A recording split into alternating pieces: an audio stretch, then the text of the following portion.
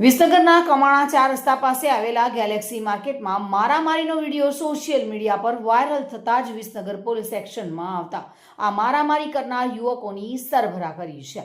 Galaxy માર્કેટમાં આખો દિવસ ભણવા આવતા સગીરો અને યુવકો બેસી રહેતા હોય છે અને અવારનવાર ઝઘડા પણ સામે આવતા હોય છે। તેમજ નાની નાની ઉંમરવાળા છોકરાઓ સિગારેટોના દમ મારતા જોવા મળતા હોય છે અને ત્યારે આજે ફરી એકવાર ઝઘડો થતાં મારામારી જોવા મળી હતી અને ત્યારબાદ પોલીસ એક્શનમાં આવતા મારામારી કરનાર યુવકોને શોધીને સરભરા કરી છે।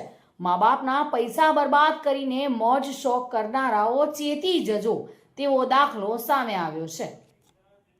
ભાવિન ભાવસાર સાથે bureau report, today Gujarati news.